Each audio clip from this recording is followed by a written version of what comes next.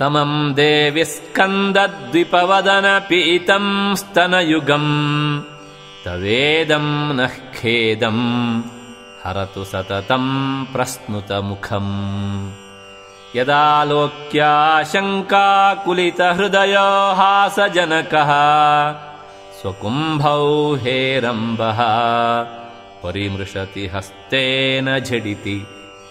అమ్మా జగజ్జనని, నీ కుమారులైన విఘ్నేశ్వర కుమారస్వాములచే చనుబాలు త్రాగబడిన నీ స్తనాగ్రభాగము మా సర్వక్లేశములను పోగొట్టుగాక.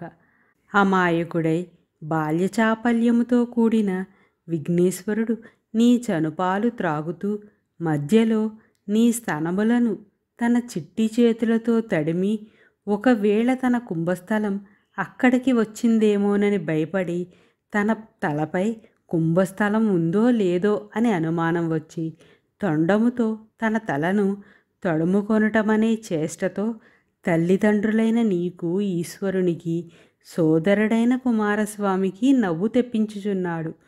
ఈ శ్లోకంలో జగజ్జనని అయిన అమ్మవారి స్తనయుగమును గురించి ఒక దివ్యమైన శృంగార హాస్యరసభరితమైన దృశ్యాన్ని వర్ణించారు. ఈ శ్లోకాన్ని శ్రీచక్రపరంగా చూస్తే అమ్మవారి స్తనయుగం అనగా శ్రీచక్రములోని గర్భస్థానం. ఇది సృష్టి మూలమైన శక్తి కేంద్రం. ఇది జగత్తుకు పోషణను, ఆహారాన్ని, జీవబలాన్ని అందించే స్థానం. ఇక్కడ అమ్మవారు రాజరాజేశ్వరిగా, బిందునాథ కళావతీత రూపిణిగా, ఉపాసకులకు కరుణానిధిగా దర్శనమిస్తారు. కుండలిని శక్తిపరంగా చూస్తే ఈ స్తనయుగం కేవలం భౌతిక మాతృత్వాన్ని మాత్రమే కాదు, ఆధ్యాత్మిక పోషణను కూడా సూచిస్తుంది. మూలాధారంలో నిద్రిస్తున్న కుండలిని శక్తి అమ్మవారి యొక్క అనుగ్రహంతో జాగృతమై ఒక్కో చక్రం దాటి సహస్రారం చేరుతుంది. ఈ ప్రయాణంలో అమ్మవారి ప్రేమ, మార్గదర్శనం, పోషణ కీలక పాత్ర వహిస్తాయి. తత్వార్థ ప్రకారం ఈ శ్లోకం మానవ చైతన్యం, దైవ ప్రేమ, ఆత్మపోషణ మరియు భక్తి సహజంగా కలిసిన ఒక గూఢార్థమైన సందేశం. వినాయకుని అమాయక హావభావాలు, అనుమానం, తన దేహాన్ని గురించిన అవగాహన ఇవన్నీ సాధకుడి మార్గంలో ఎదురయ్యే అనుభవాలను సూచిస్తాయి. అమ్మవారి దివ్యమైన స్తనయుగం ఈ భౌతిక లోకం నుంచి దైవలోకానికి కలిపే ఆధ్యాత్మిక రహస్యాన్ని ఆవిష్కరిస్తుంది. ఇది ఒక శ్లోకంలో శ్రీచక్ర మహత్యాన్ని, కుండలిని యోగాన్ని, భక్తిపరంగా అనుభూతుల్ని హాస్యరసంతో కలిపి అపూర్వమైన అలంకారిక ఉపమానం.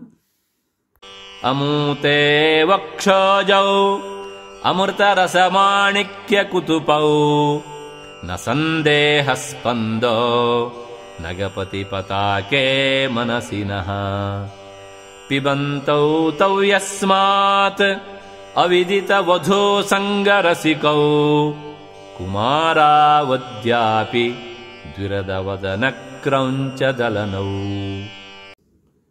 పర్వతరాజవంశమునకు వన్నె తెచ్చిన ఓ గిరిజాదేవి, నీ స్తనములు అమృతరసముతో నిండిన సిద్దెలు అనగా గిన్నెలు. అవి మాణిక్యములు తాపడం చేసిన బంగారపు గిన్నెలు. నీ చనుబాలు త్రాగి త్రాగి తృప్తి చెందక విఘ్నేశ్వర కుమారస్వాములిద్దరూ ఎన్నటికీ అమృతధారను వదులుకొనకూడదనే ఉద్దేశముతో బాలురుగా బ్రహ్మచారులుగా ఉండిపోదలిచారు. నవవధువులపై ఆశ లేకుండా ఉన్నారు.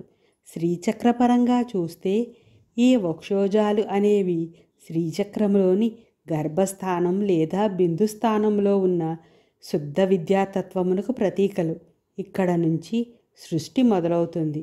అమ్మవారి పాల రూపంలో శక్తితత్వం జ్ఞానరసంగా ప్రసరిస్తుంది. గణేశుడు, స్కందుడు ఈ జ్ఞానాన్ని బాలరూపంలో అనుభవించడం ఉపాసకుడి నిర్దోష భక్తిని సూచిస్తుంది. కుండలిని పరంగా చూస్తే వక్షోజాలు అనేవి పోషక శక్తికి రూపం.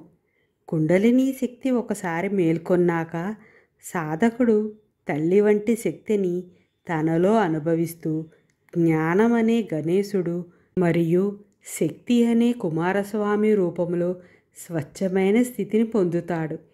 ఇతర సంయోగాలను తాకని శుద్ధమైన దివ్య స్థితిలో ఉంటాడు. తత్వపరంగా ఈ శ్లోకం ఒక ఆధ్యాత్మిక సాధకుని భక్తిపూర్వకమైన అమాయకమైన అనుబంధాన్ని తల్లితో పోల్చుతుంది. అమ్మవారి శుద్ధ ప్రేమ, అనుగ్రహం, పోషణ వల్ల గణేశుడు, కుమారస్వామిలా మనము జ్ఞానశక్తులుగా మారగలమనే సందేశాన్ని అందిస్తుంది. ఈ శ్లోకం భక్తుడి హృదయంలో ఏ సందేహానికి స్థానం లేకుండా చేసే విధంగా తల్లిలోని అమృత శక్తిని నిబద్ధతతో దర్శించాలని చెప్పే దివ్య బోధ. వహత్యంబస్తంబే రమదనుజ కుంభ ప్రకృతిభిః సమారబ్ధాం ముక్తామణిభిరమలాం హారలతికాం కుచాభోగో బింబాధర రుచిభిరంతః శబలితాం ప్రతాపవ్యామిశ్రాం పురదమయితుః కీర్తిమివతే. జగన్మాత, నీ స్తనముల మధ్య ప్రదేశంలో అందమైన ముత్యాల హారం ఉన్నది.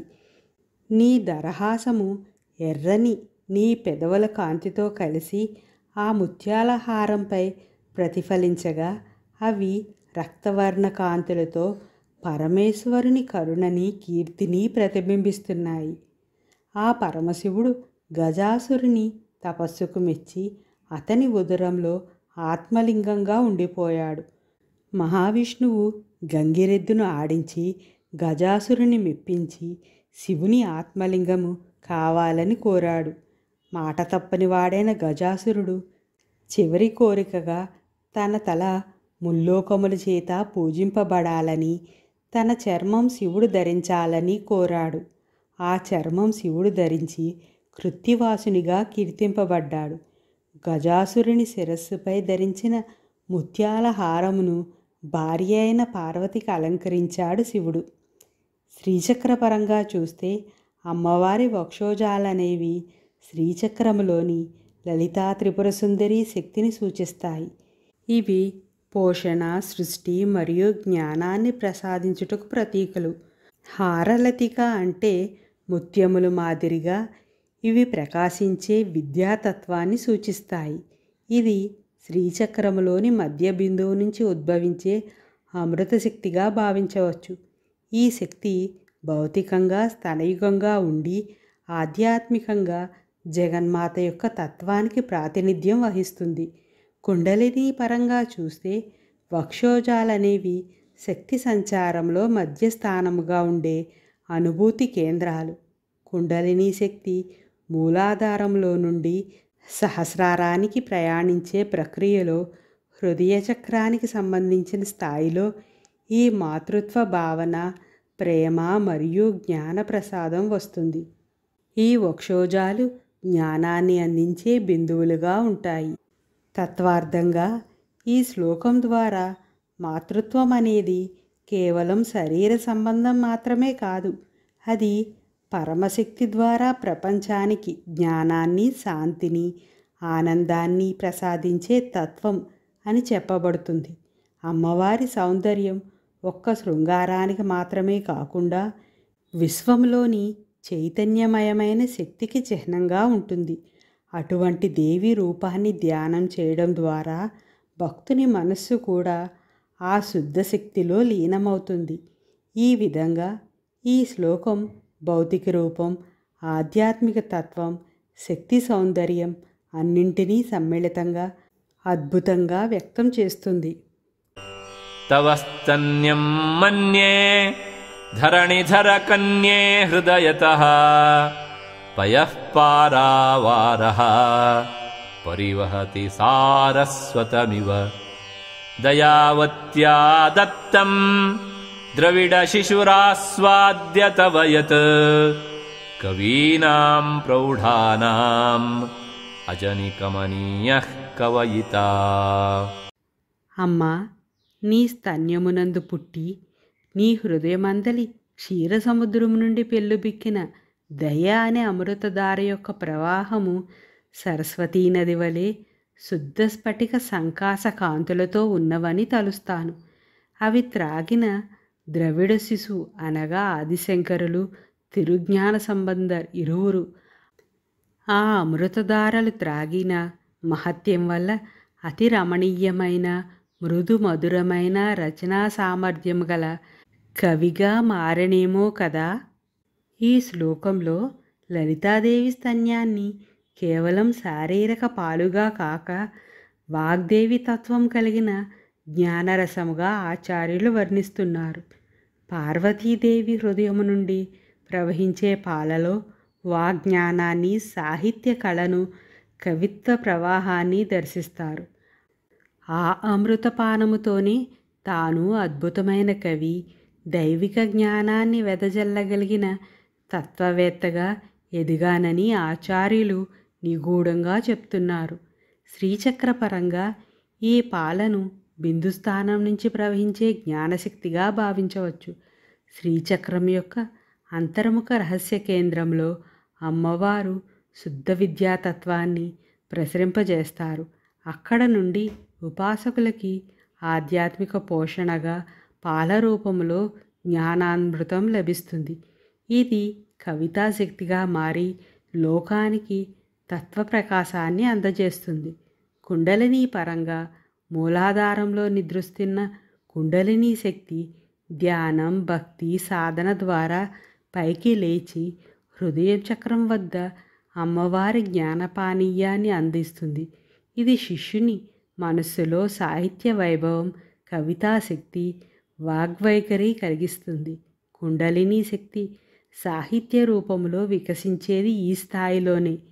తత్వార్థంగా ఈ శ్లోకం తెలియజేసేది ఏమిటంటే, దివ్యమైన మాతృశక్తి పాల రూపంలో జ్ఞానాన్ని, కవిత్వాన్ని, వాక్సిద్ధిని ప్రసాదిస్తుంది. శారీరక స్థాయిలో పాలుగా కనిపించేది పరమార్థంగా బ్రహ్మజ్ఞానమయ రసం. దాని రుచి ఆస్వాదించిన వారు సామాన్యమైన వారు కారు. వారు ప్రసిద్ధ కవులు, తత్వవేత్తలు, లోకోపకారులు అవుతున్నారు. శంకరాచార్యులు తమ కవితాశక్తికి మూలం అమ్మవారి దయతోనూ ఆమె పాలలో నిగూఢంగా ఉన్న ఆధ్యాత్మిక శక్తితోనూ వచ్చిందని చెప్తున్నారు. ఈ విధంగా ఈ శ్లోకం శ్రీచక్రతత్వం, కుండలిని ప్రబోధం, శక్తిదానం, వాగ్వైభవం అన్నింటినీ ఒక చిన్న శిశువులో ప్రారంభమయ్యే అనంత జ్ఞానంగా విస్తరించడాన్ని చక్కగా సూచిస్తుంది.